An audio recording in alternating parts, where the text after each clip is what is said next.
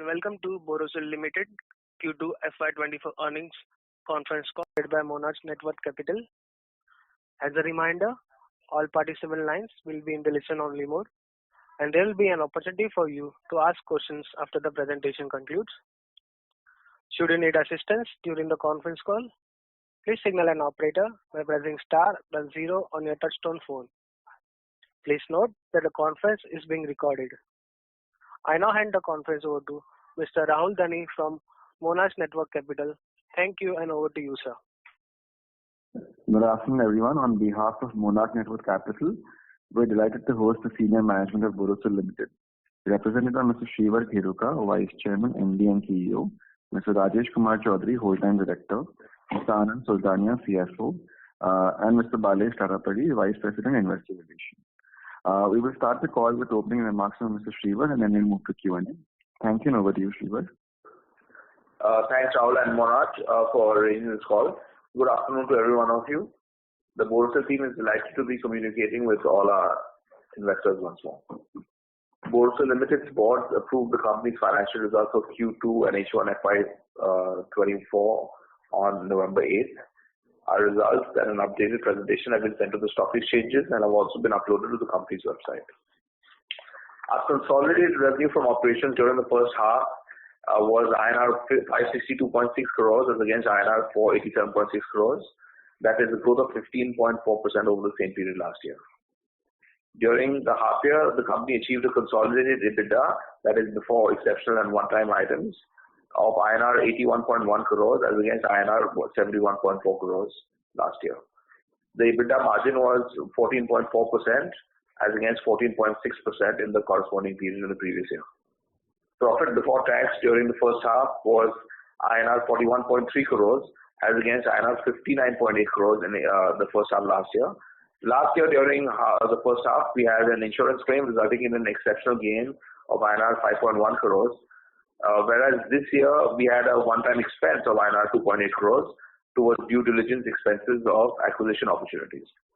Also, the investment income is lower by about INR 2.8 crores during this year versus last year as compared, and also depreciation and finance costs are higher by about INR 20.3 crores, primarily due to the new opal furnace being commissioned during Q4 FY23. During the first half FY24, Borosil recorded a consolidated profit after tax of INR 29.9 crores as compared to INR 44.7 crores during the same period last year. Coming to our business-wise performance, Borosil's consumer business comprising glassware products and non-glassware products under the brand Borosil and its opalware range under the brand Lara started with a strong performance with the sales of INR 411.2 crores as against INR 358 crores during the same period last year. That is a growth of 14.8% over H1 FY23. Here I would like to highlight that the sales and growth for H1 FY24 as compared to H1 FY23 should be interpreted in the context of Diwali festival being postponed by 1 month this year. Sales of glassware products remained flat at INR 88.1 crores as against INR 87.6 crores in H1 FY23. Non-glassware products grew by 13.9% to reach a turnover of INR 165.1 crores during H1 FY24. We saw good growth across all our ranges and all channels. Non-glassware sales of the Borosil brand now comprise about 65% of revenue. Our opalware brand Lara achieved sales of INR 158 crores in H1 FY24, a growth of 26% over last year. Borosil's consumer business over the past few years has been substantially de-risked from being primarily in one category, that is microwavable glass products, and we have built successfully 3 strong pillars which provide a concrete platform for future sustainable growth. Each of the 3 verticals of glassware, non-glassware and opalware have achieved reasonable size, and we are confident to grow for all these further as penetration and frequency of use in these categories grow. We continue to introduce new products and designs for everyday use in storing, preparing, cooking, heating and serving. Our recent introductions include air fryers, hard ironized pressure cookers, opalware lunch boxes and storage containers, cooking gas stoves, chopping boards, and entire range for chopping. The EBITDA margin for the consumer business was 16.6% as against 13.8% during the first half last year. We have seen a softening of direct costs, including fuel and raw material prices throughout the first half. We continue to observe rises in the margin as sales rise, and we have operating leverage kick in. Nevertheless, to raise customer awareness and increase brand presence, the company will continue to invest in marketing for both Larah and Borosil. Right now, our main goal is to grow our brand franchise. It is upgrading and converting customers from plastic, melamine and steel to glass storage and opalware, as well as bringing more people in the category of microwavables. We keep bringing in new items to broaden our selection, including portable high-grade steel products and home appliances. We want to establish Borosil and Larah as a go-to brand in the contemporary Indian kitchen for everyday storage, preparation, cooking, heating and serving needs. Moving on to the scientific products division, net sales during this first half of FY24 were INR 151.4 crores, which is a growth of 16.8% over the same period last year. This includes sales of INR 15.6 crores from the recently acquired process chemistry business of Borosil Scientific of about 5 months. Our scientific products business comprises 4 product ranges now: laboratory glassware, laboratory instrumentation under the brand LabQuest, primary glass packaging for pharma customers under the brand ClassPack, and the recently acquired process chemistry business. During H1 FY24, lab glassware sales were INR 88.2 crores, that is a growth of 6% over last year. LabQuest instrumentation was INR 12.5 crores, that is a growth of 14.7%. However, ClassPack has a slight degrowth of 0.7% with a sale of INR 35.2 crores. And Borosil Scientific, as already mentioned, was INR 15.6 crores. We have identified several strategies to drive long-term sustainable growth in our scientific division. The government's initiative to procure through the government e-marketplace is gaining momentum. This channel mitigates receivables risk and could potentially streamline order processing directly from government agencies to Borosil. The expansion into new product categories leverages our expertise in lab glassware and provides cross-selling opportunities. The company is actively expanding its customer base, and we are looking to go into new industries such as food, which have not been traditionally our customers before. Additionally, we are also establishing an OEM business line to supply critical items to some customers.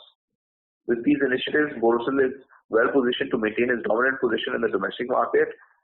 Furthermore, the company is also experiencing healthy export sales growth of lab glass products as well as wires. In lab instrumentation, Borosil Technologies is committed to expanding its product offerings and customer base. Recent advancements include the introduction of a mini pilot lab reactor, bottle top dispensers for hazardous acids, and a range of products catering to nutrition and environment sectors. Leveraging its established customer relationship in the lab glassware business, Borosil aims to enhance customer penetration for LabQuest products. Additionally, the team's recent launch of process systems has opened doors to new customer segments, including API and bulk drug manufacturers, as well as chemical producers.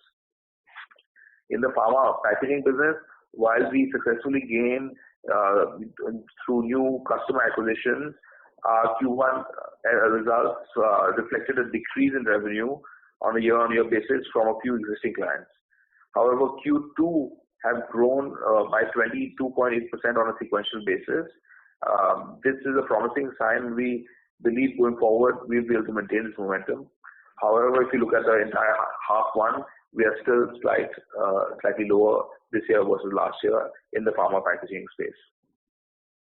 Through ClassPack Limited, our subsidiary, the business purchased 94.73% of the shares in Borosil Scientific in FY24. With this transaction, Borosil Scientific business will benefit from multiple synergies. It will expand our current product line by adding complementary products that can benefit from our strong sales and distribution network, as well as our brand. The combination of Borosil's R&D capabilities as well as Borosil Scientific's specialized glass glowing talent will allow the company to provide its clients top-notch goods that are manufactured in India. Deeper market penetration, entry into new markets, improved product offering, and an inventive range of products will allow us to benefit and drive synergies from the merged company. EBITDA margin for scientific products during H1 FY24 was 9.4%, which is a substantial decline as compared to 16% in H1 FY23. This is mainly driven by the losses we have had in LabQuest as well as in Goel Scientific. And the reasons are slightly different. In the case of LabQuest, we have been investing in growing our technical team, and R&D expenses are more than proportionate than the increase of revenues. It's a very nascent business. We are a young company, and therefore it will lose some money as we go through the investment phase.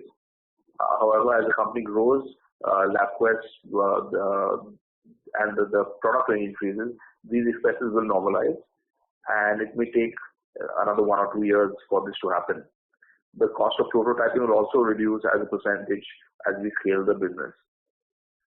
In Goel Scientific, margins have declined because of lower sales and higher fixed costs. However, it's the first 5 months that we acquired the business. There are many synergies that are yet to be put into place, and there will be times. There will take some time for the culture adoption to also happen. So we expect much better results going forward. As far as Klasspack is concerned, EBITDA margin has declined in this year compared to last year, primarily owing to lower sales during the period. Gross profit was also lower owing to increase in direct costs that could not be passed on to customers. However, we see the situation has improved in Q2 compared to Q1, and we should see even better Q3. And we are speaking with many customers who have potentially large order volumes, and we hope these should kick in the next quarter or two. Coming to CapEx, the new borosilicate presser facility of 25 tons per day in Jaipur is estimated to be commissioned in Q4 FY24, in the early part of Q4 FY24. Coming to other corporate action, in previous communications, we detailed our intention to reorganize the company's operations into two distinct entities, which were both traded on the stock exchange through a comprehensive arrangement scheme. The appointed date for that scheme is 1st April 2022. We are very pleased to inform you that the NCLT Mumbai bench, by its order, has sanctioned the composite scheme on 2nd November 2023, and we have received a certified copy of this order on 6th November 2023. As a next step, we need to file the certified copy of NCLT order with our register of companies to make the scheme effective, and we believe listing of Borosil Scientific will happen sometime in the month of January 2024. We continue to be very optimistic about both the consumer and scientific businesses' medium-term prospects. Even though there may be occasionally slow growth along with cautious consumer behavior, we expect strong growth in our industries due to positive long-term tailwinds. Our main priorities will be expanding our customer base, launching cutting-edge new items, and streamlining our supply chain as well as marketing channels. We will continue to make investments to bolster our brand visibility.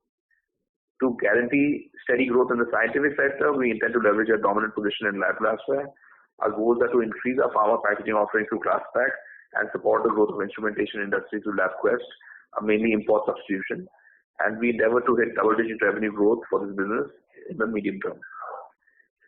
With that, I'd like to throw the floor open to questions. Thank you. Thank you very much.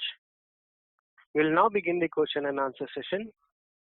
Anyone who wishes to ask a question may press star and 1 on their touchtone telephone.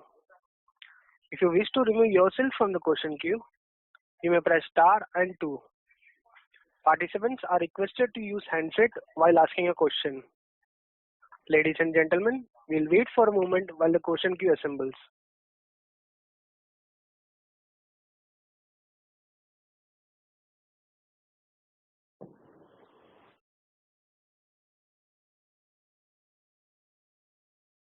The first question is from the line of Rahul Dani from Monarch Networth Capital.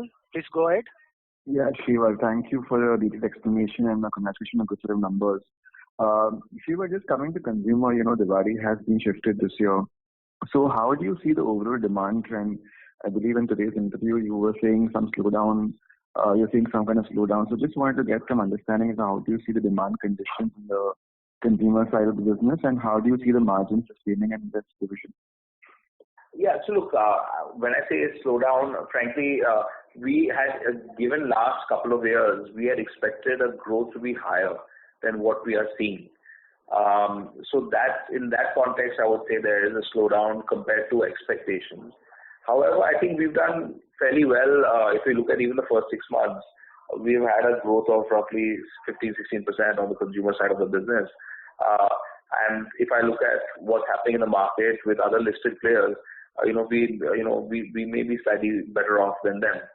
That being said, there's definitely even at Diwali time, there's been the momentum has been not as expected, and it's hard to really know what the reason is. But I see that there is some pressure on sales. Maybe it's the opening up of the market, a lot more opportunity available for customers to buy many more goods than in the last couple of years because of COVID. Supply chains were in trouble. So now that's all gone away. So maybe that's what it is. I'm not quite sure.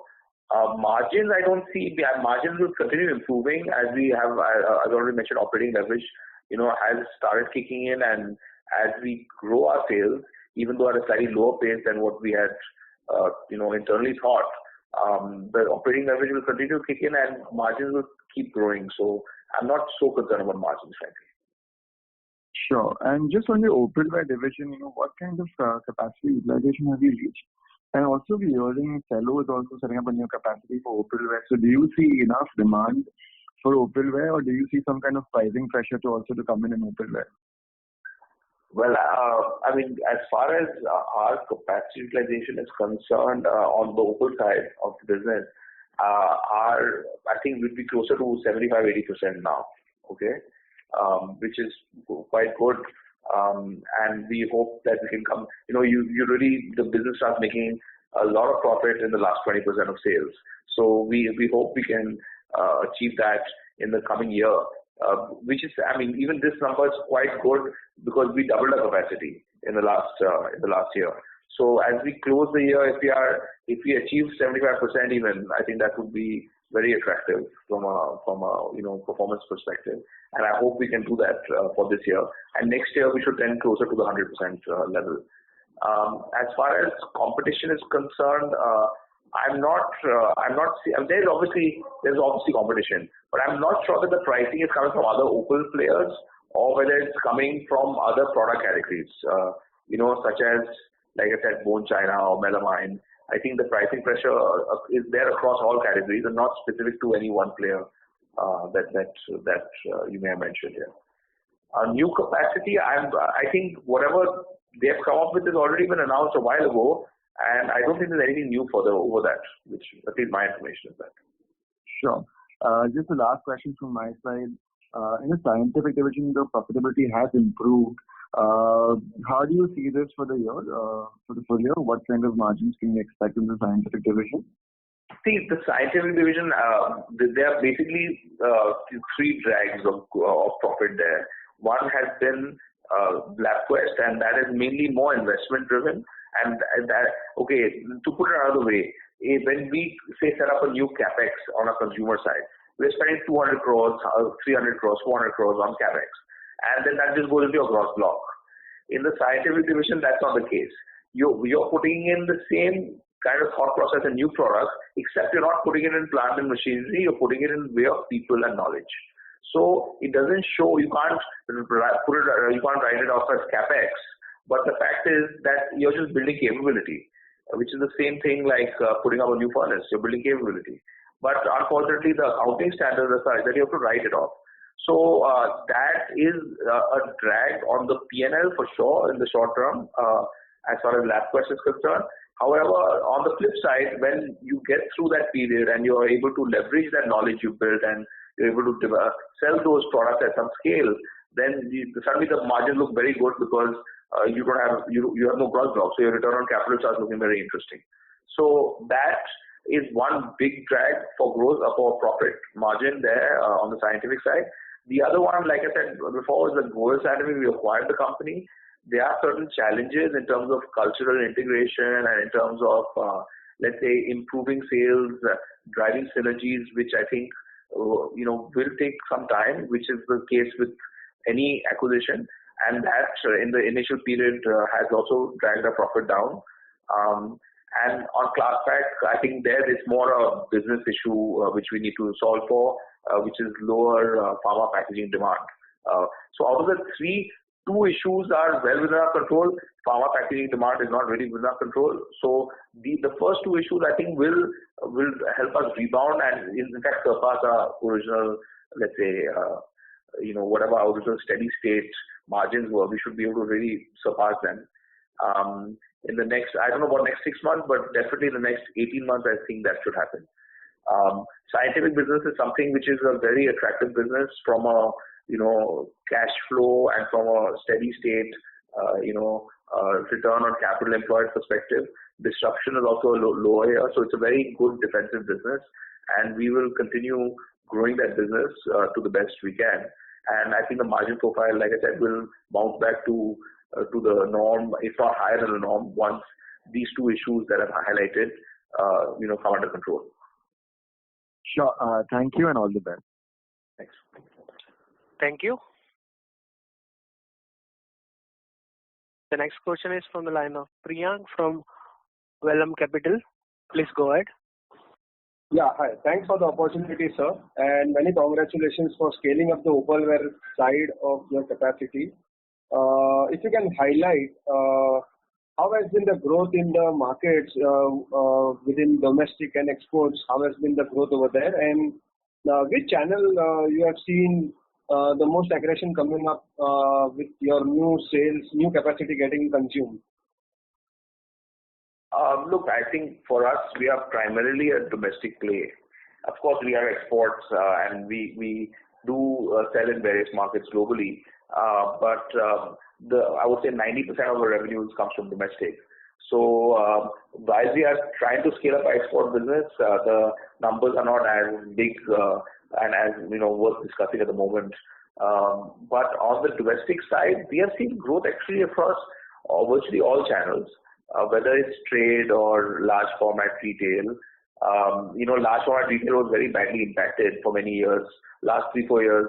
So right from COVID, then some changes in the industry with the leading players shutting down or going into bankruptcy. So we've seen some bounce back there. And even e-commerce, of course, has been strong.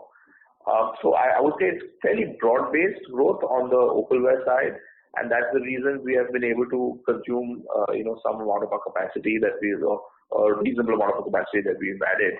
Also, I would say it's driven. We've introduced some new products which have also helped. So overall, I'm quite satisfied. Like I said, if the market had been a little bit better, I think it would have been, it would have just given us a little bit extra edge. But unfortunately, that's not been the case yet.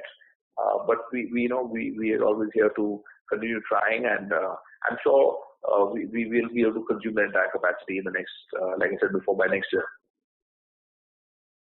Perfect. So our ground channel checks do suggest that a market leader also has a large capacity unutilized, and they have been aggressive in the modern trade.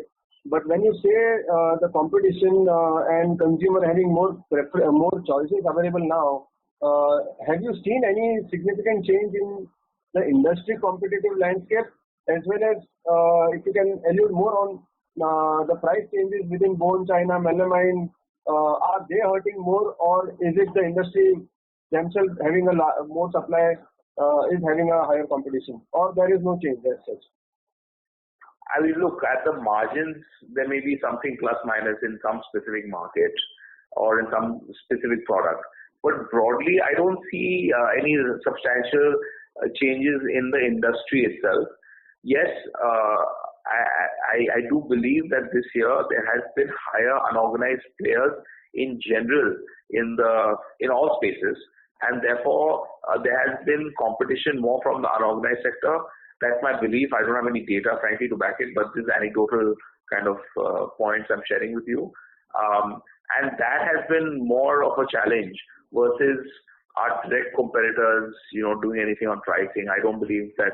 They're all very, I would say, responsible players, and they're all very organized. And I believe that they continue acting in that fashion. So I don't see that as a stress at the moment. Perfect. And sir, just on the clarification, when we say our capacity is 84 tons per day, which roughly adds to 30,000 tons, this would be a nameplate capacity, right? How much of the capacity or the production that we can have at the optimal level? If you can help us with that. About 80% of that. 80% of that. 80% would be an optimal level. Yes. And in the existing plant, do we have any further space to add further any furnace, or once this comes for a shutdown or maintenance, we will have to go for a greenfield, right? In case we want to add a further capacity. So in the same plant, a third furnace for borosilicate glass is coming. So that is already coming at the same plant. And that also we are putting a 25 ton per day plant. We can increase it to 42 tons, okay, in the same plant. But yes, beyond that third furnace to put a fourth one, we have to, if the time cost of that, then that may have to be at a different location. That's true. There is land available. There is land available. We could also put it there. But even strategically, we may wish to put it somewhere else. Right, and that's applicable for opalware division also. That's right. The opalware and the glass, the glass pressware, both are in Jaipur only, the same plant. Got it. Sir, if you can help us, how much would be our loose sales within the opalware category, and how many new designs do we generally come up in a year? If you can help us on the opalware side. I'm sorry, I don't understand what does loose sales mean. I'm saying a dinner set which is sold. There would be a plates which are sold in a standalone basis. I mean, loose packets which are also getting sold. Do we have any segment sales over there? I don't think we have anything of any nature like that. We could be selling whiteware, which is, I don't know if that's what you mean by looseware, but whiteware is sold, which is just without a design, but it's sold in proper packaging and everything. So I'm not sure what you mean by looseware, but we are selling, I would say even whiteware sales are very low for us. Mainly we are selling dinner sets and gift sets, per se. Got it. And how many new designs we plan to introduce every year? There is no, I mean, it depends on customer, feedback, but we have, I would say, at least 20, 30 designs every 6 months come out. At least, maybe more. Got it. And just last question on how has been the Diwali sales while we have been into this month, if you can help us with that. So I believe I already addressed the point that the sales have not been, I mean, you look at the first 2 quarters, and sales have been more or less in line with that. Maybe there's been some bump up for Diwali, but I can't say it's been a bumper Diwali, nor can I say it's been a disaster. So it's going okay. I obviously can't share exact numbers with you. Got it. Thanks a lot for answering all the questions. Thanks. Thank you. The next question is from the line of Pratik from Girik Capital. Please go ahead. Yeah. Hello. Yeah, this is Dhaval this side from Girik Capital. Nice to see the ramp up happening in the opalware. So my question is on the balance sheet front. The first thing, the investment, there is a markdown of around 4 crore subject to March, and there is also an expansion in the working capital. So if you could help us understand what is that? Is it seasonal or what is it? Yeah. As far as working capital is very clear, it's a seasonal thing because end of September would be the highest level of working capital, and that also is mostly inventory, frankly. At the end of September, inventory would be at the highest point because Diwali is in November.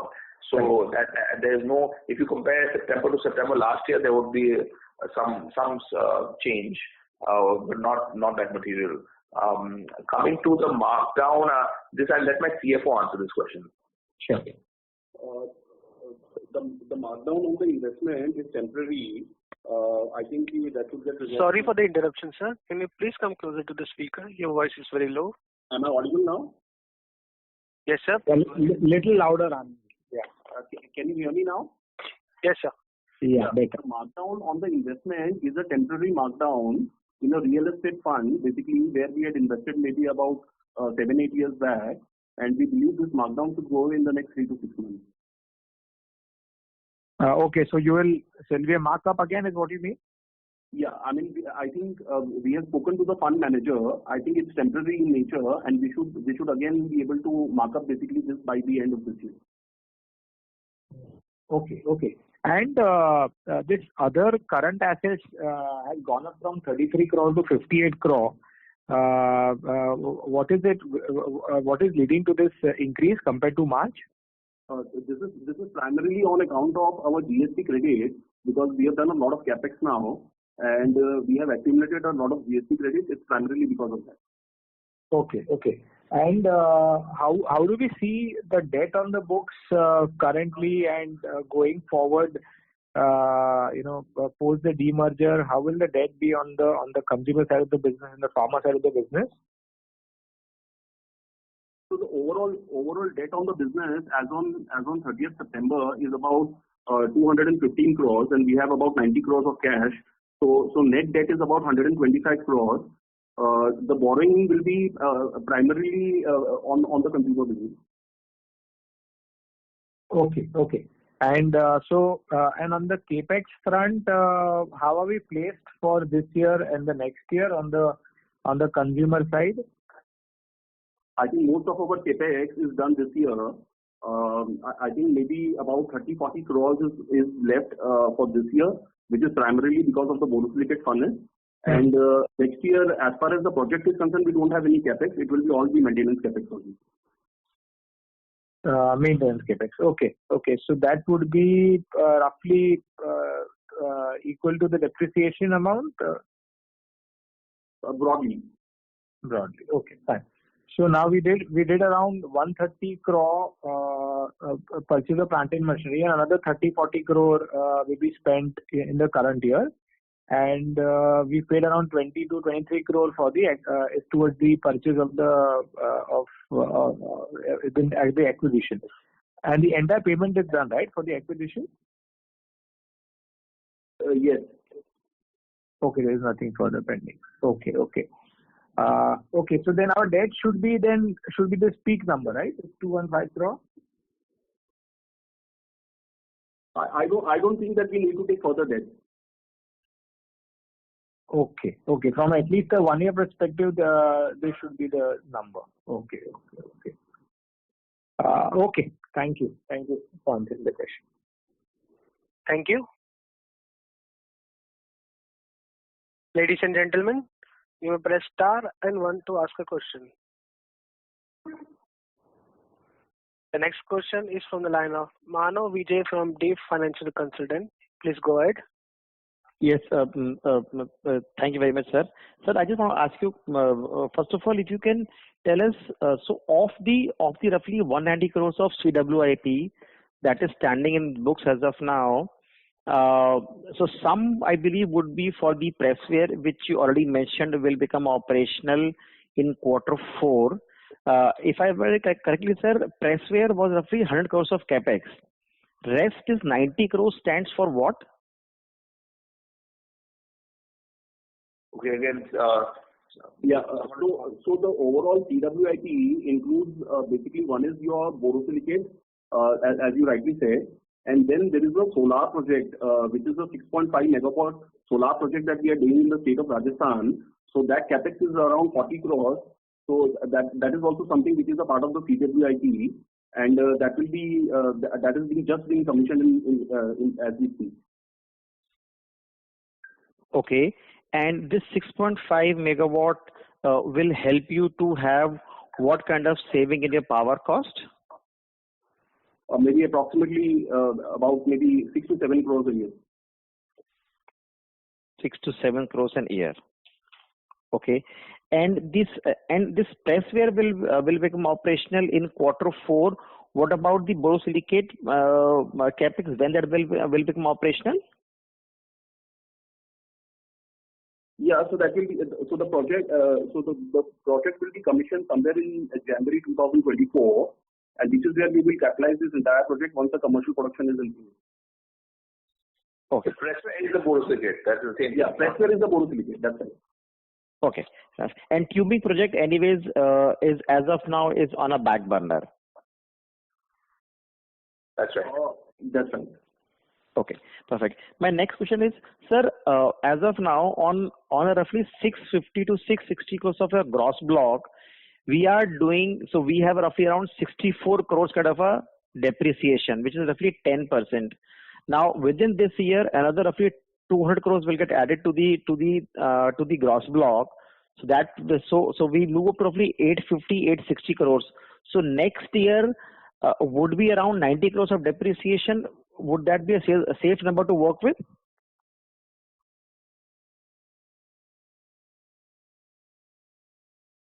No, sorry. How have you arrived at the 90 crore number?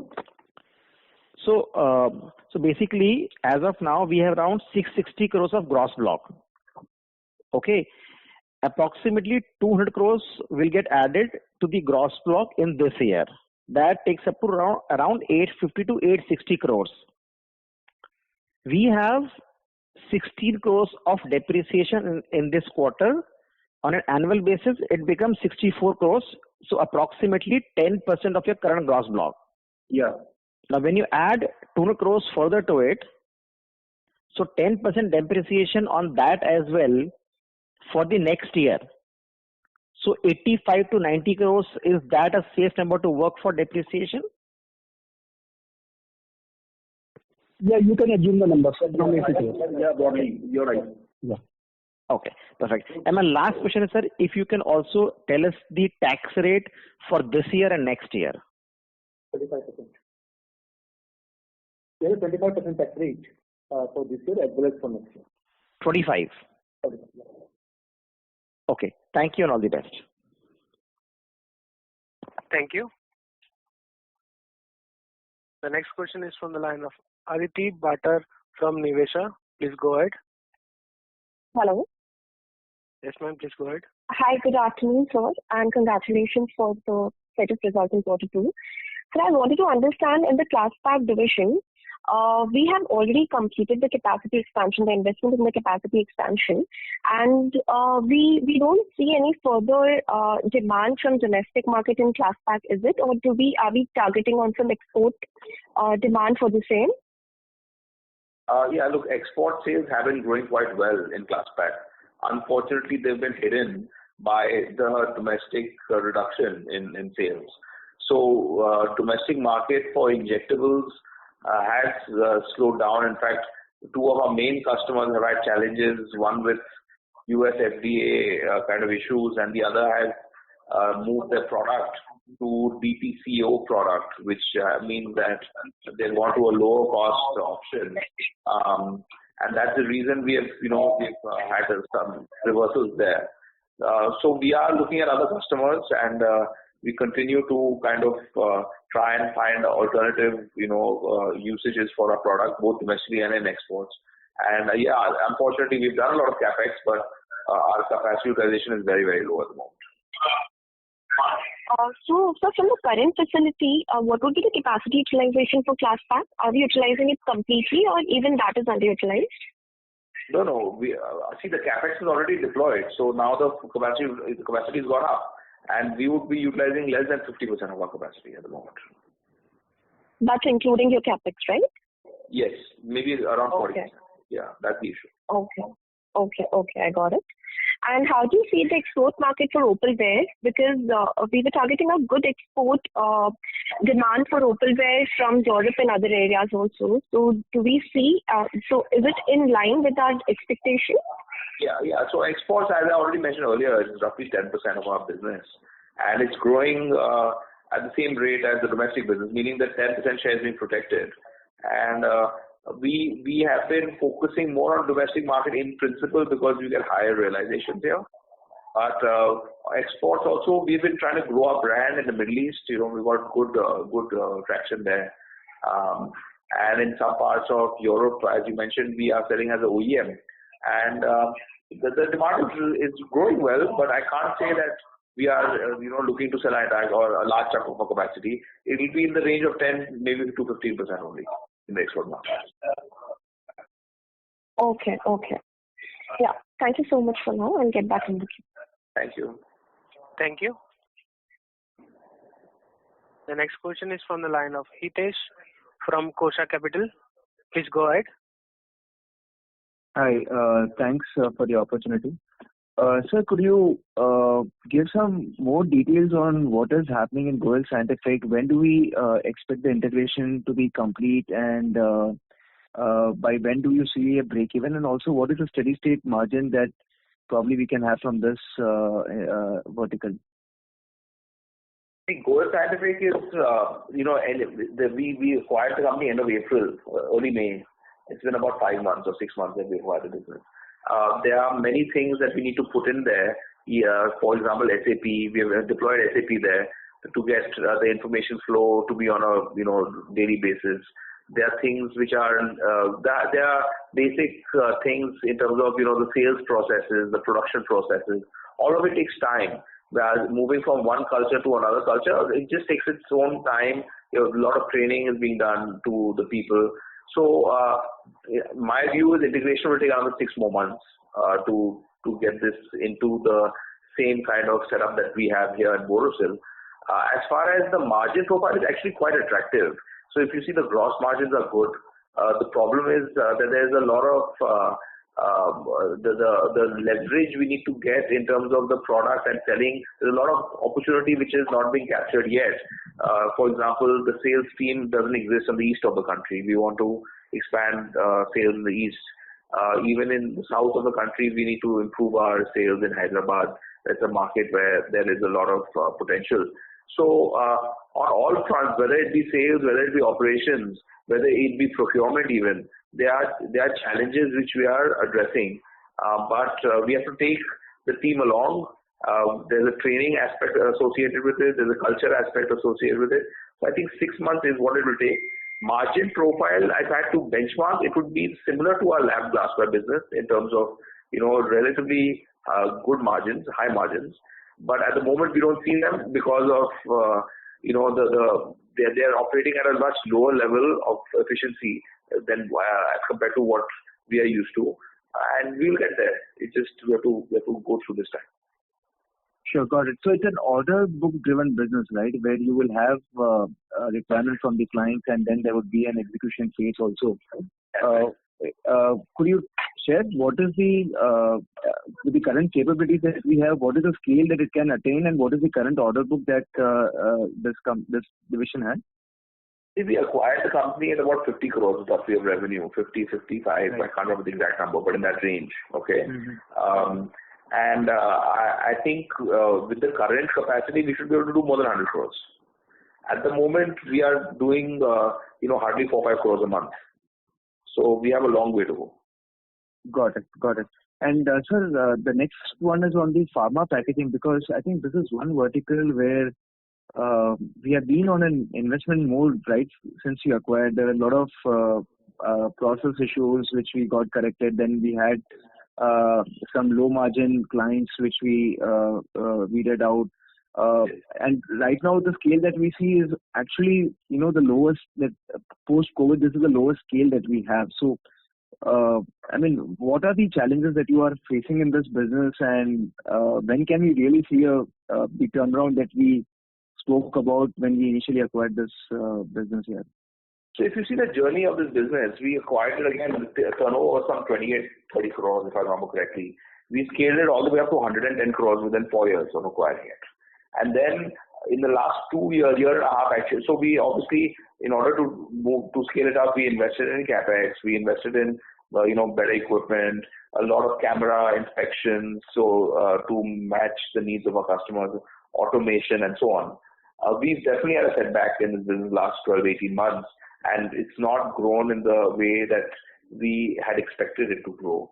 So I think there was some miscalculation there from our side. As far as the future is concerned, Like I already mentioned earlier in this call, exports have been doing very well. It's unfortunately that effort has been hidden because domestic sales have declined, and therefore the export growth has not been visible. So we do see good potential in the export at very nice margins, and that exports will hopefully lead the way. The second is, even on the domestic side, there have been 3, 4, 5 large customers that have onboarded us. Obviously, whenever a customer starts, they start with small volumes and it picks up. It's a painfully slow process, and we're going through that process at the moment. But I do expect that we should come back to, the first target is to come back to at least the level of scale we were a year and a half ago, and then to go past. I think we are in it for a couple of years at least, this journey. The margins that our competitor makes over here, about 20-25%, that is still doable according to you, or there is? So they have a lot of benefit on sourcing the tubes, okay? So they may be at 20, we would be about 5% lower than them. Correct. And no update on this tubing facility that we thought we would be having, right? Yeah, we have there's a lot going on at the moment in terms of scaling up all these, with acquisition, with our Opal furnace 2, with our Borosil new furnace coming in. So we decided that we should first stabilize our current, whatever capital already we have deployed before taking further capital calls. So probably this will get delayed by 12 months or so further. Okay, sure. So, and lastly on Borosil Technologies, because that is one segment where we have been ramping our team quite aggressively, and I'm sure that, as you rightly mentioned in the opening remarks, this is to scale up your technical expertise where you're building new products. Do you think that you already have that base now where probably there'll not be a further investment needed on the people front, and we should at least have that benefit of scale in our numbers going forward? Yeah. Well, I think we this year itself, sometime in Q3 or maybe Q4, I expect to break even in that business, and that is something that I believe that once we achieve that, that's the first kind of let's say there's the next step in our journey. And even currently, there are many new products being developed over there, and each product may not have a huge potential, but all that put together do have large potential. And therefore, the whole idea of them is that once you break even, then the journey should be aggressive growth from there, because you've kind of covered your fixed expenses, and now it's a question of the marginal costing. But the selling prices are, the gross margins are attractive in the business. So therefore, once the fixed costs are covered, operating leverage is large. So this should kick in from next year. And I'm very bullish on this. And it's all import substitution. Government of India also is through its research labs and all, procure a lot of these products. So as we go more for Make in India, we have a natural edge here. So maybe from next year you start seeing some benefit from this. Right. So those 80% plus gross margins, which you used to speak about when you incubated this division, that remains even with these new product developments that we have done, and the margin profile should be as good as our labware that we have today. In fact, so look, gross margins 70 to 80, many of our products would have. Okay. Right. Some are lower, of course, but the potential is there, and it's a question of how that value proposition for the customer. How do we kind of build that, tweak that? So I believe at least that this business has better margins than even a lab glassware if we can scale it. The question is, can we scale it? And I hope the answer is yes. Sure, got it. Thank you very much. All the best. Thank you. Ladies and gentlemen, you have pressed star and 1 to ask a question.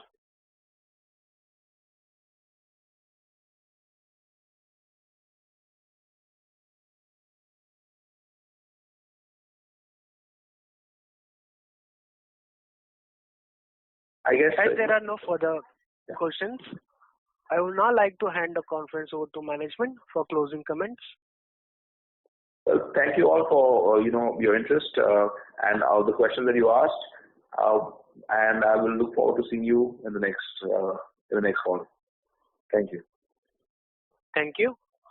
On behalf of Monarch Network Capital, that concludes this conference. Thank you for joining us, and you may now disconnect your lines.